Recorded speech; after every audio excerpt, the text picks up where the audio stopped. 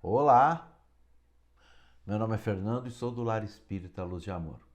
Quero trazer aqui hoje palavras de gratidão a Jesus por todos os ensinamentos que ele nos legou e pela transformação que a humanidade conseguiu atingir através do seu Evangelho de Luz e Amor. Mas antes, uma prece. Ah, Senhor Jesus, abençoa o nosso coração, que nós possamos compreender as palavras do Teu Evangelho, que nós possamos perceber os ensinamentos do Seu Evangelho.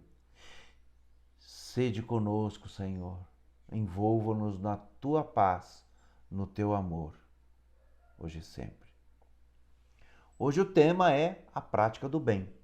Quero lembrar aquela passagem do Evangelho que Jesus, manifestando aos seus discípulos que tinha fome, se dirige até uma figueira, toda frondosa, cheia de folhas, mas que chegando lá não tinha frutos. E no Evangelho está dizendo que não era época de frutos. E Jesus repreende aquela árvore e ela no dia seguinte estava seca. Jesus, observando que aquela árvore estava doente e que secaria nas próximas horas, aproveita a oportunidade para ensinar uma lição aos discípulos. Que não importa a aparência, mas importa os frutos daquela árvore, importa o que é aquela instituição, aquela família, aquela pessoa efetivamente, e a despeito da sua aparência, aquilo que efetivamente ela produz. Então Jesus nos ensina que nós não devemos julgar as pessoas, as coisas pelas aparências, mas sim de fato pelas transformações produzidas pelos atos daquela instituição, pelos frutos. Pois bem, na nossa vida, a maior parte das coisas não está sob a nossa governabilidade. A gente não consegue governar situações que nós somos atirados pela nossa existência. O que a gente pode governar, o que a gente pode definir, o que a gente pode escolher, são as nossas reações às situações em que nós somos colocados. Nós podemos escolher que tipo de seres humanos seremos diante de uma doença, de uma situação de pobreza, de um conflito familiar. Diante das provações que nós somos atirados, nós podemos escolher que tipo de gente nós seremos. Jesus tinha fome e se encaminha para aquela figueira e não encontra frutos. Ah, mas não era tempo de frutos, mas era tempo de fome. A fome, ela não tem o tempo, a fome é. Existem vários tipos de fome. Como a música do Titãs, que a gente não quer só comida. Você tem sede de quê? Você tem fome de quê? Você pode estar com o estômago saciado, mas o coração esvaziado, oprimido, opresso, entristecido. Você pode estar faminto, com o estômago vazio, mas a alma plena, na luta diária pelo pão material. A gente tem vários tipos de fome. Quando estamos com a barriga vazia, a gente procura na despensa de casa os itens necessários para que nós possamos fazer ali um lanche, uma refeição. Mas quando a gente percebe a barriga vazia, a fome, nos que nos são caros, nos nossos filhos, nossos parentes, aí, e se não encontramos os itens necessários, há outro tipo de fome, a fome de esperança. Por isso que Jesus coloca como mandamento maior amarmos a Deus em todas as situações e ao próximo como a nós mesmos. Para amarmos a Deus acima de tudo, de todo o nosso entendimento, de toda a nossa alma. E Jesus explica que o outro mandamento tão grandioso quanto esse é amar o próximo. Isto é, desejar para o próximo o que gostaríamos para nós mesmos. Então, se nós estamos numa situação de fome, preciso que nós tenhamos compaixão, esperança, diligência, trabalho, transformação. O cristão verdadeiro é aquele que se coloca no lugar do outro. E quando eu falo em situação de fome, não é a minha fome, mas é a fome de alguém. Do meu vizinho que está desempregado há tanto tempo, do funcionário que trabalha na limpeza pública, da sua amiga ou seu amigo que está em desespero. As pessoas sentem fome do pão material e do pão espiritual. E nós, que tipo de seres humanos seremos? Podemos escolher a nossa reação diante das diversas situações em que nós não temos governabilidade para escolher. E se nós escolhermos ser cristãos, sermos melhores, e se isso se transformar numa pandemia mundial de solidariedade, de fraternidade, o mundo todo se transforma num mundo melhor. É preciso ver do que somos feitos. É preciso saber o que é que temos além da nossa aparência. Porque hoje na sociedade as pessoas são tipificadas pela aparência delas, pela quantidade de dinheiro que tem, pelo seu histórico de consumo. Quem já fez alguma pesquisa na internet sabe o que eu estou falando. Você procura tal produto e de repente as redes sociais vão te apresentar aqueles produtos. Porque nós somos condicionados a querer ter bens materiais. E Jesus vem para nos exemplificar que nós precisamos ter bens espirituais. Não estou fazendo apologia da miséria, da pobreza. Estou fazendo apologia da fraternidade entre todos nós. Da consolação mútua, dos abraços fraternos, dos olhares enternecidos, do ouvir o outro que fala. Saibamos escolher que tipo de gente nós queremos ser. E pregarmos a partir do nosso comportamento, das nossas ações, um novo tipo de sociedade. Uma sociedade fraterna, que se preocupa com os mais pequeninos. E isso está escrito no Evangelho. Jesus disse: estive preso e foste me ver. Tive fome, deste-me de comer. Tive sede, deste-me de beber. Estive doente e foste me visitar. E os discípulos disseram: mas mestre, quando é que aconteceu isso? E Jesus fala: em verdade vos digo, que toda vez que fizerdes disso a um desses pequeninos, estará fazendo a mim. Então Jesus vem trazer um evangelho redentor, um evangelho transformador da sociedade. Por isso ele é tão combatido até hoje. Por isso Jesus é tão combatido até hoje.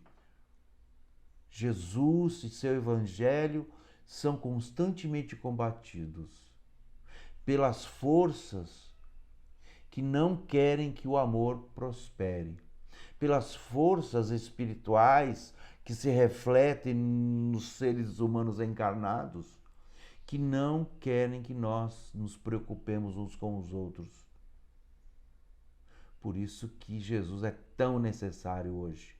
Por isso que nosso comportamento é tão importante quando a gente faz a opção pelos pobres, quando a gente faz a opção por aqueles pequeninos a quem Jesus nos convida constantemente a estendermos as nossas mãos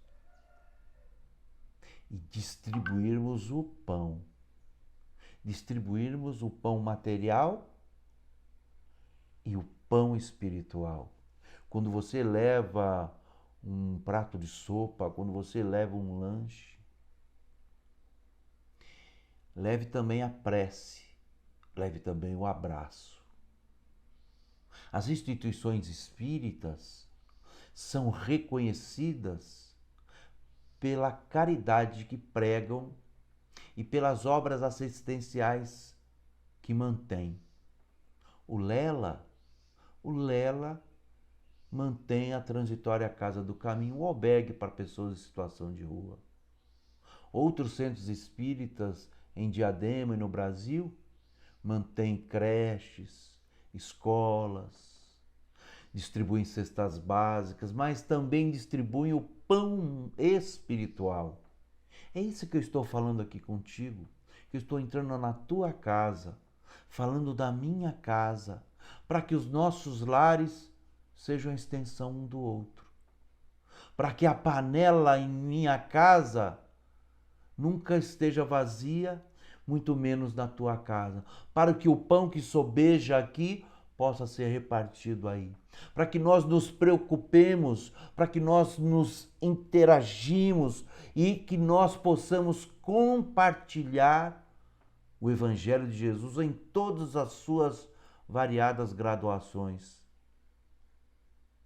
A caridade, ela se transforma. A caridade é benfazeja. A caridade é transformadora. A caridade não é dar dinheiro.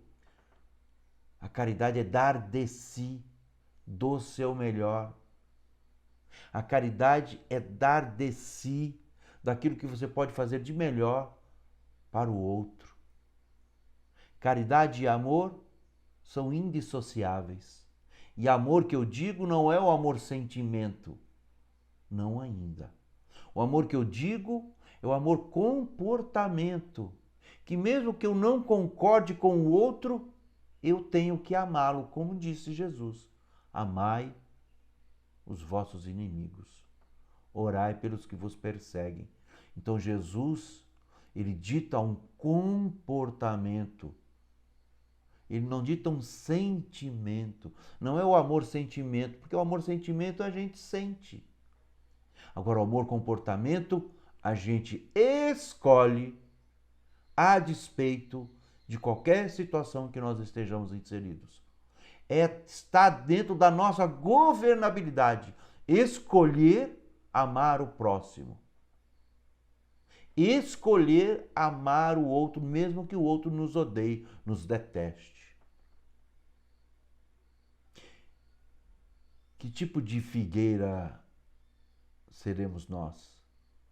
Que tem uma bela folhagem, mas que estamos sem frutos para dar? Mas a figueira da passagem evangélica não era tempo de frutos. O cristão, ele apresenta os frutos constantemente, como a sua própria respiração. O cristão, ele não é o santo, mas ele é aquele que procura ser santo. É aquele que se transforma devagar, dia a dia, um pouco de cada vez. É aquele que objetiva fazer com que a sua vida seja uma trajetória, um caminho cheio de gente nas pegadas do Mestre Jesus. prática do bem. Se reconhece o cristão, se reconhece o verdadeiro espírita, segundo Kardec, por aquele que busca a sua transformação. E todas as vezes que a gente procura se transformar, todas as vezes que a gente faz uma prece, todas as vezes que a gente procura ser uma pessoa melhor, tudo irradia bondade ao nosso redor. E a gente vai atingindo o próximo. E a gente vai fazendo com que tudo vá se encaminhando num encadeamento de positividade. Nós pensamos. E todas as vezes que nós pensamos, nós plasmamos em nossa psicosfera, em nossa aura, aquilo que nós pensamos. Então vamos pensar coisas boas, vamos imaginar a tua água estando iluminada, vamos imaginar neste momento os espíritos de luz adentrando a tua casa, fazendo o divino tratamento que você tanto precisa, que eu tanto preciso. Vamos imaginar que Jesus caminha por uma porta aberta na tua casa, uma porta que você está abrindo neste momento. Vamos imaginar Jesus com a sua túnica alvinescente entrando em cada cômodo da sua casa, em cada quarto, em cada cantinho, não importa o tamanho da sua casa, importa que a tua casa seja onde você mora, que a tua casa seja o teu coração, que o seu coração seja um altar e que você possa erigir ali as mais belas preces, que não são aquelas que têm as mais belas palavras, mas aquelas que são mais sinceras, aquelas que reconhecem Deus como nosso Pai, aquela que nós reconhecemos Jesus como nosso Mestre, aquela que reconhece os nossos irmãos como membros da nossa família, chamada humanidade. Quer melhorar? Comece a fazer a tua escolha. Que a despeito se é época de frutos ou não, você possa alimentar alguém. Seja o alimento físico ou o alimento iluminado da esperança. Que você possa se transformar, mesmo quando não há tempo de frutificação, não há tempo de figos, mas que você possa florir e frutificar em todo o tempo. Porque o tempo, a gente pode escolher o que fazer com ele. Pelo menos, como que nós vamos reagir às situações. Nesse momento eu escolhi conversar com você. Nesse momento eu escolhi falar essas palavras que eu tanto preciso ouvir, porque eu sou tão carente espiritual do que você.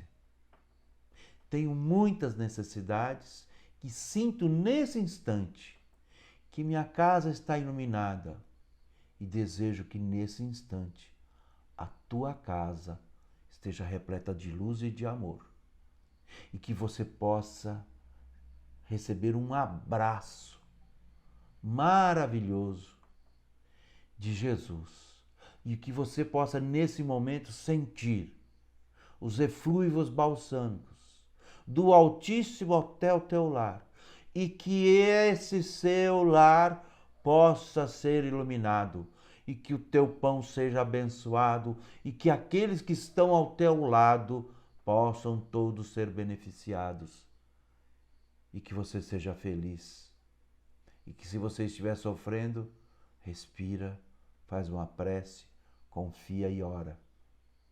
Jesus está no comando. Muito obrigado. Fiquem com Deus. Até uma próxima oportunidade.